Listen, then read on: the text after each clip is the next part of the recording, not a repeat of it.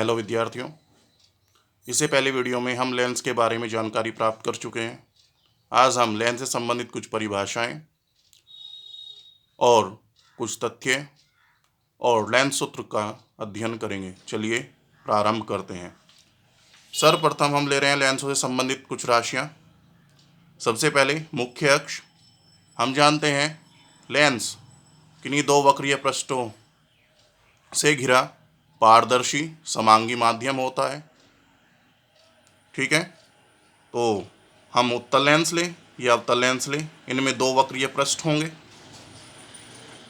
ठीक है, हम ये भी जानते हैं कि एक वक्रीय और एक समतल पृष्ठ भी हो सकता है, लेकिन हमारे यहाँ अध्ययन के आधार पर केवल गोलीय लेंसों का ही अध्ययन है, तो इसके आधार पर ही हम इसको समझेंगे या इसकी परिभाषित करेंगे। तो प्रत्येक लेंस में चाहे वो उत्तल हो या अवतल हो, दो वक्रीय पृष्ठ हैं।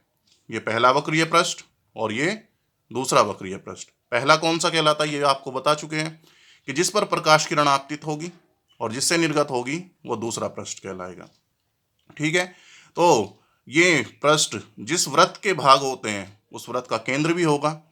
तो दोनों गोलीय या वक्रीय पृष्ठों के केंद्रों से गुजरने वाली रेखा मुख्य अक्ष कहलाती है। जैसे कि मान के चलिए ये उत्तल लेंस है, ये इसका प्रथम पृष्ठ है। तो अगर ये जिस वृत्त का भाग है उसको हम ले तो वो लगभग कुछ इस तरह आएगा और उसका केंद्र दर्शा रहे हैं C1 से।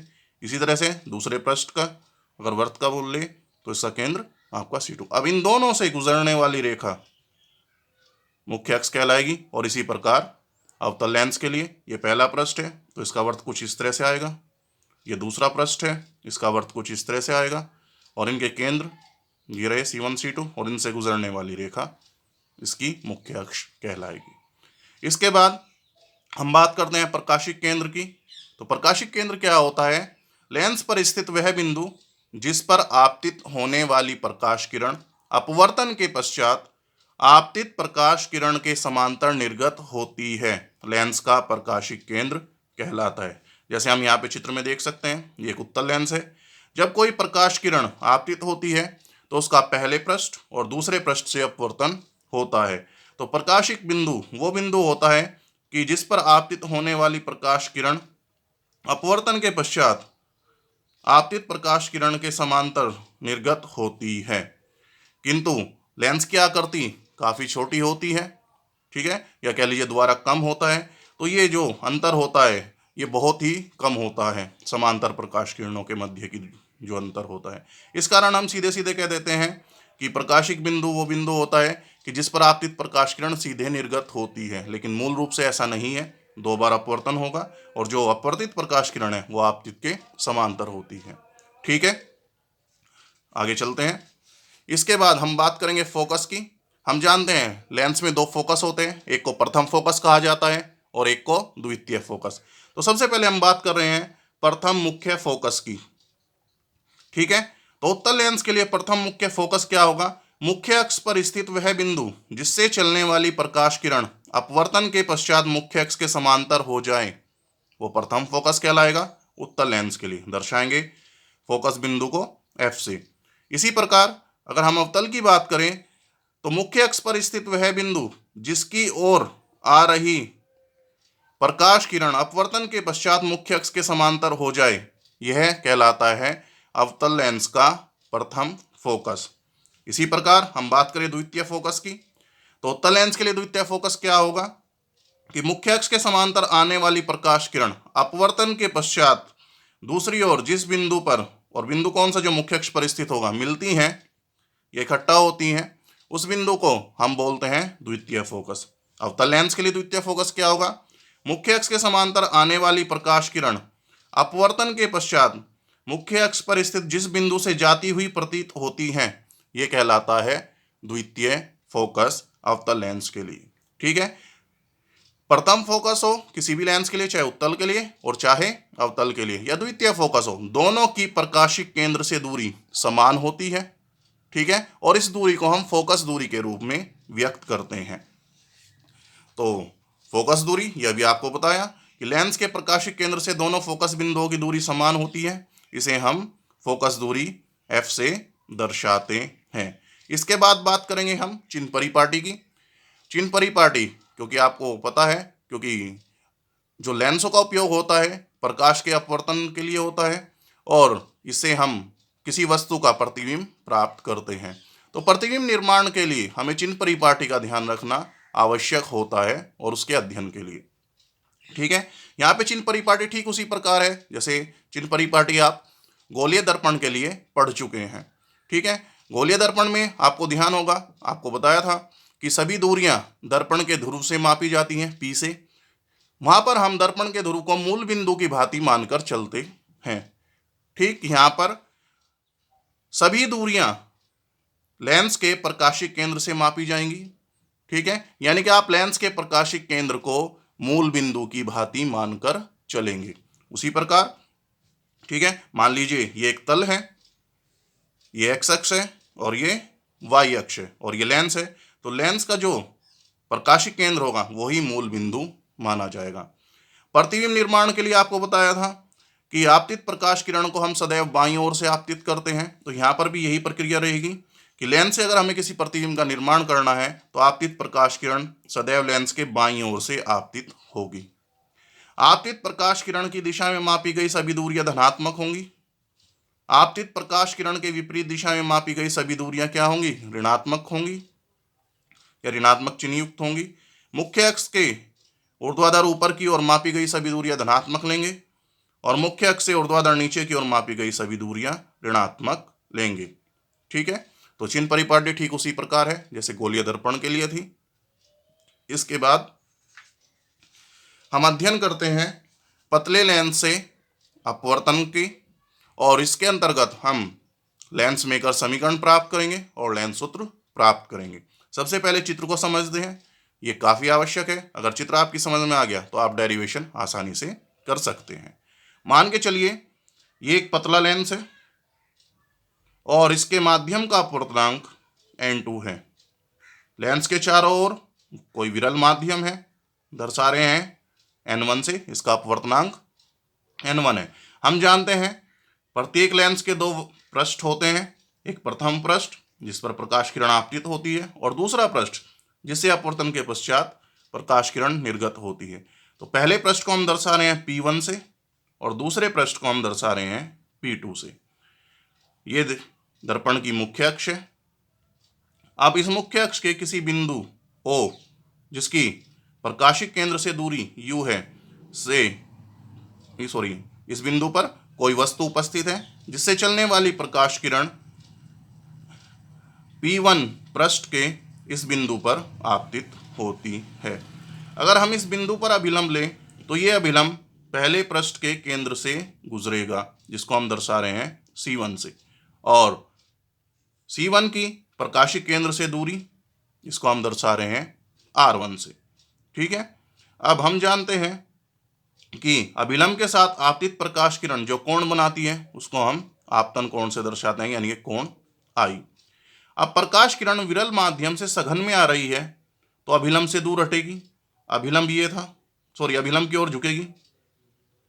अभिलंब ये था और प्रकाश किरण का मार्ग ये था, तो विरल से सघन में आ रही है तो अभिलंब की ओर झुकती है, तो मार्ग ये था, तो इससे हटकर ये अभिलंब की ओर झुकेगी, तो इस तरह से ये झुकती है। इस प्रक्रिया को हम यहाँ पर दर्शा रहे हैं कि ये पहला पृष्ठ है, ये विरल माध्यम है, ये सघन माध्यम है, ये आपतित प्रकाश किरण है, अभिलंब के साथ बनने वाला कोण I है। ठीक है, अब मार्ग इसका ये था, लेकिन विरल से सघन में आ रही है तो अभिलंब की ओर झुकती है, तो ये अभिलंब की ओर झुकती हुई जाती है। अगर दूसरा पृष्ठ यहाँ ना होता तो यह अपवर्तित प्रकाश किरण इस बिंदु I' पर प्राप्त होती और यानी कि हमें यहाँ पर प्रतिबिंब मिलता मुख्य अक्ष के इस बिंदु पर। लेकिन चूंकि मार्ग में दूसरा पृष्ठ भी उपस्थित है तो यह अपवर्तित होती हुई प्रकाश किरण दूसरे पृष्ठ पर आपतित होती है, इस बिंदु पर आपतित हो रही है। ठीक है, अब इस बिंदु पर आपतित होती है तो इसका यहाँ पर पुनः अपवर्तन होगा। अगर इस बिंदु पर अभिलंब ले दूसरे पृष्ठ के लिए तो वो इसके केंद्र C2 से गुजरेगा, मान लीजिए जिसकी दूरी R2 है। ठीक है, अब प्रकाश किरण क्योंकि ये सघन माध्यम है, इधर विरल माध्यम है, सघन से विरल माध्यम में जा रही है, तो हम जानते हैं जब प्रकाश किरण सघन से विरल माध्यम में जाती है तो अभिलंब से दूर हटती है। अब अभिलंब ये है, अगर ये प्रश्न ना होता तो प्रकाश किरण यहाँ पर प्राप्त हो रही थी। ठीक है, अब इस अभिलंब से दूर हटेगी तो दूर हटते हुए ये प्रकाश किरण मुख्य अक्ष के इस बिंदु पर मिलती है, यानी कि जो अंतिम प्रतिबिंब प्राप्त होता है वो हमें आई पर प्राप्त होता है। ठीक है, इसको हम इस चित्र की सहायता से भी समझ सकते हैं कि यह अपवर्तित होती हुई प्रकाश किरण है। अगर यह प्रश्न ना होता तो हमें प्रतिबिंब इस बिंदु पर प्राप्त होता आई डैश पर, किंतु ये पृष्ठ है, द्वितीय पृष्ठ। ठीक है, अब इससे पुनः अपवर्तन होगा, इधर सघन माध्यम है और इधर विरल माध्यम है। अब प्रकाश किरण सघन से विरल माध्यम में जा रही है तो अभिलंब से दूर हटती है। अब ये अभिलंब से दूर हट रही है, मार्ग इसका ये था, तो दूर हटती है तो अपवर्तित होने के पश्चात ये प्रकाश किरण मुख्य अक्ष के इस बिंदु पर मिलती है, यानी कि अंतिम प्रतिबिंब हमें आई पर प्राप्त होता है। ठीक है, अंतिम प्रतिबिंब की मुख्य लेंस के प्रकाशिक केंद्र से दूरी हम दर्शा रहे हैं v से। ठीक है, और अगर दूसरा प्रश्न ना होता तो पहले पृष्ठ से अपवर्तन के कारण जो प्रतिबिंब हमें प्राप्त होता वो कहां पर प्राप्त होता, आई डैश पर। इसकी दूरी को हम दर्शा रहे हैं वी डैश से। आप ऐसे भी कह सकते हैं कि यहाँ पे आई डैश दूसरे पृष्ठ के लिए आभासी वस्तु का कार्य करता है, यानी कि पहले पृष्ठ के द्वारा जो प्रतिबिंब बन रहा है वो दूसरे पृष्ठ के लिए आभासी वस्तु का कार्य करता है। ठीक है, अब ध्यान होगा आपको कि गोलीय अपवर्तक सतह से प्रकाश के अपवर्तन के बारे में आपको समझाया था और संबंध स्थापित कराया था। हम उसी संबंध का यहाँ पर प्रयोग करेंगे। सबसे पहले हम प्रथम पृष्ठ से अपवर्तन के लिए उस संबंध का प्रयोग करेंगे। हम जानते हैं यदि प्रकाश किरण n1 से n2 में जा रही हो, ठीक है, तो हमारा जो सूत्र था वो था n2 माइनस n1 बटे आर, n2 बटे v माइनस n1 बटे u। अगर बात करें हम पहले पृष्ठ की तो इसके लिए r r1 है, जो प्रतिबिंब बन रहा है उसकी दूरी v डैश है और वस्तु की दूरी u है। प्रकाश किरण n1 अपवर्तनांक वाले माध्यम से n2 अपवर्तनांक वाले माध्यम में गमन कर रही है, तो इस सूत्र का प्रयोग करेंगे तो समीकरण आ जाएगी n2 माइनस n1 बटे r1, n2 बटे v डैश माइनस n1 बटे u, समीकरण नंबर 1। अब क्योंकि दूसरा पृष्ठ उपस्थित है तो पहले पृष्ठ से अपवर्तित होती हुई प्रकाश किरण का पुनः दूसरे पृष्ठ से अपवर्तन होगा। तो अब प्रकाश किरण n2 माध्यम से n1 माध्यम में जा रही है। इस पृष्ठ के लिए वक्रता त्रिज्या r2 से दर्शाएंगे। ठीक है, और ये i डैश इसके लिए आभासी वस्तु का कार्य करता है v डैश, और अंतिम प्रतिबिंब ये बनता है जिसको हम दर्शा रहे हैं v से। ठीक है, तो अब इस पृष्ठ के लिए हम सूत्र लगाएंगे तो सूत्र हो जाएगा n1 माइनस n2 बटे r2, n1 बटे v माइनस n2 बटे v डैश, समीकरण नंबर 2। क्योंकि ये संयुक्त रूप से एक लेंस बनाते हैं दोनों पृष्ठ मिलकर, तो इस लेंस के लिए अपवर्तन का हम अध्ययन कर रहे हैं तो हम क्या करेंगे, समीकरण 1 व 2 को जोड़ देंगे। तो समीकरण 1 व 2 को जोड़ने पर यह अवस्था हमारे पास है n2 माइनस n1 बटे r1 plus n1 minus n2 बटे r2, ये बराबर किसके आ जाएगा, n2 बटे v डैश माइनस n1 बटे u प्लस n1 बटे v minus n2 upon v dash. अब आप यहाँ पर देखेंगे n2 बटे v डैश यहाँ पर प्लस है और यहाँ पर माइनस, ये एक दूसरे को निरस्त कर देंगे, इनका योग 0 के बराबर होगा। हमारे पास क्या बचेगा, केवल ये n1 बटे v minus n1 upon u। इधर आप ध्यान दे सकते हैं ये n2 माइनस n1 है और यहाँ पर n1 माइनस n2 है। अगर मैं इस पद से माइनस कॉमन ले लूँ तो ये भी n2 माइनस n1 हो जाएगा, यानी कि इस पूरे पद से अगर मैं n2 माइनस n1 कॉमन लेता हूँ तो मेरे पास बचेगा 1 बटा r1 माइनस 1 बटा r2। आगे चलते हैं, तो मैं यहाँ से n2 माइनस n1 कॉमन ले रहा हूँ तो मेरे पास कोष्ठ में बचा 1 बटा r1 माइनस 1 बटा r2, और इधर हम मेरे पास बचा n1 बटे v minus n1 upon u। अब मैं यहाँ से n1 कॉमन ले लेता हूँ तो मेरे पास बचेगा 1 बटा v माइनस 1 बटा u। इस n1 को मैं दूसरी ओर ले जाता हूँ तो ये अनुपात बटे में आ जाएगा, n2 बटे n1 बटे n1 दूसरे कोष्ठ में 1 upon r1 minus 1 upon r2, और ये बराबर किसके हो जाएगा, 1 बटा v माइनस 1 बटा u। अब यहाँ पर आपने पढ़ा होगा कि 1 माइनस बी अपॉन सी तो ये किसके बराबर होता है, 1/c माइनस b/c। ये सामान्य नियम है, इस नियम का हम यहाँ पे प्रयोग करेंगे। तो n2/n1 ये किसके बराबर हो जाएगा, n2 1, और n1 को n1 से डिवाइड करेंगे तो 1 आएगा। तो n2 1 माइनस 1 दूसरे कॉस्ट में इंटू 1/r1 माइनस 1/r2 बराबर 1/v माइनस 1/u। ये समीकरण नंबर 3 आ जाएगी। ठीक है। अब इसके बाद हम एक स्थिति लेते हैं कि यदि वस्तु को हम अनंत पर माने, यानी कि u किसके बराबर हो, इन्फिनिटी के। ठीक है। तो प्रतिबिंब सदैव कहां पर बनता है, फोकस पर बनता है, क्योंकि अनंत से आने वाली प्रकाश किरण अपवर्तन के पश्चात किसी भी लेंस के, चाहे वो उत्तल हो या अवतल हो, फोकस बिंदु पर मिलती है या फोकस बिंदु पर मिलती हुई प्रतीत होती हैं। तो सीधी सी बात है, प्रतिबिंब हमेशा कहां पर बनेगा, फोकस पर बनेगा। तो इस समीकरण में u बराबर इन्फिनिटी और v बराबर f लेने पर हमारे पास आ जाता है n21 माइनस 1 कोष्ट में, दूसरे कोष्ट में 1/r1 माइनस 1/r2 बराबर 1/f। समीकरण नंबर इसको हम बोल रहे हैं 4। यही समीकरण लेंस निर्मात्री सूत्र है और इसको आपको याद भी रखना है। ये अति लघुत्तरीय प्रश्नों में पूछी भी जाती है और इस पर आधारित न्यूमेरिकल भी आते हैं। आपको क्या होगा, n21 का मान दिया होगा, r1 r2 का मान दिया होगा, आपसे फोकस दूरी का मान ज्ञात करवा रहा होगा। ठीक है। इसके बाद अगर हम समीकरण 3 और समीकरण 4 की तुलना करें तो यहाँ पर n21 minus 1 into 1/r1 minus 1/r2 ये किसके बराबर था, 1/v माइनस 1/u के। और इस समीकरण से हमें स्पष्ट होता है लेंस निर्मात्री सूत्र से कि n21 minus 1 1/r1 minus 1/r2 ये बराबर है किसके, 1/f। तो दोनों की तुलना करने पर हम लिख सकते हैं 1/f बराबर 1/v माइनस 1/u।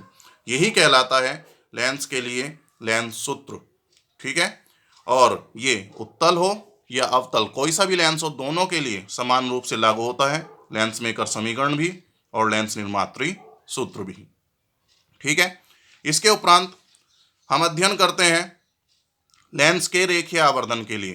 तो हम एक स्थिति ले रहे हैं, रेखीय आवर्धन आपको ध्यान होगा गोलीय दर्पण के लिए भी हमने पढ़ाया था। ठीक है। तो यहाँ पे भी परिभाषा ठीक वही है। रेखीय आवर्धन क्या होता है दर्शाते स्मॉल m से, आपको बताया था कि किसी बिंब या वस्तु के आकार के सापेक्ष बनने वाले प्रतिबिंब के आकार की अगर आप तुलना करते हैं तो वो जो राशि आपको प्राप्त होती है वही कहलाता है रेखीय आवर्धन। यानी कि m बराबर किसके होता है, प्रतिबिंब का आकार बटे बिंब का आकार। ठीक है।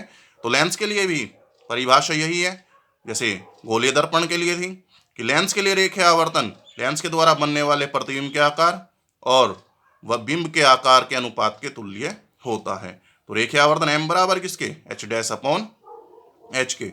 अब रेखीय आवर्धन का अध्ययन करने के लिए, क्योंकि इसको u v के पदों में अगर हम ज्ञात करें तो हम क्या करते हैं, एक स्थिति लेके चलते हैं कि एक वस्तु है जिसका आकार या ऊंचाई कह लीजिए h है, दर्शा रहे हैं AB से।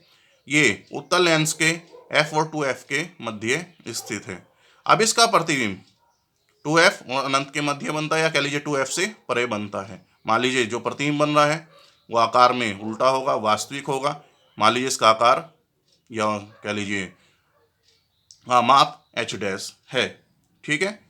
अब हम जानते हैं कि रेखीय आवर्धन m किसके बराबर होता है, h'/h। और अगर हम चिन्ह परिपाटी से ले तो m बराबर किसके आता है, माइनस h'/h, क्योंकि h मुख्य अक्ष के ऊर्ध्वाधर ऊपर की ओर है और ये ऊर्ध्वाधर नीचे की ओर है।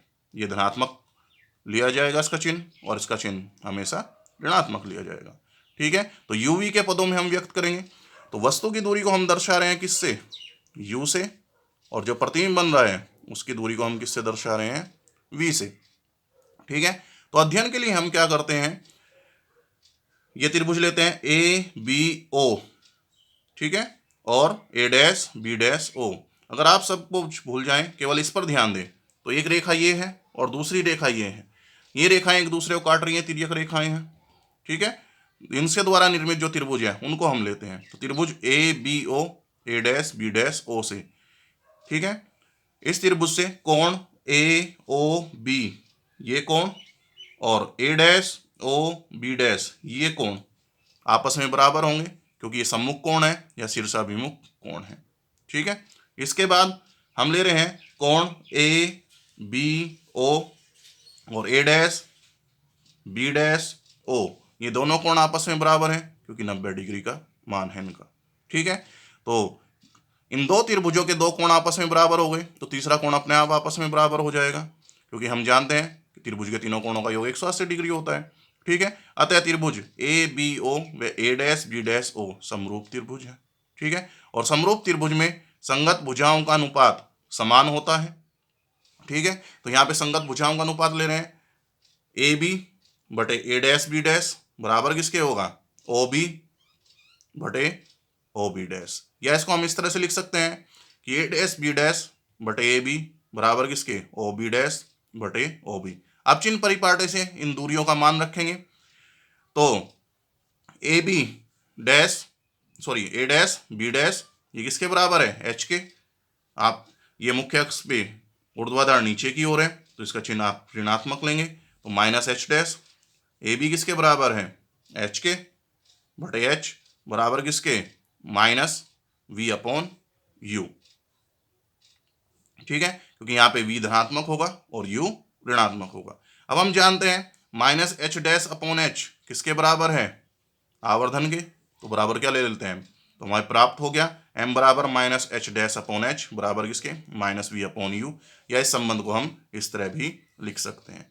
तो ये होता है लेंसों के लिए रेखीय आवर्धन, जो उत्तल लेंस या अवतल लेंस कोई सा भी हो दोनों के लिए समान रूप से लागू होता है। आज के लिए इतना ही, इससे आगे हम लेंसों के संयोजन, ठीक है, के लिए तुल्य फोकस दूरी, लेंसों की क्षमता और लेंसों से बनने वाले प्रतिबिंब का विस्तार पूर्वक अध्ययन करेंगे।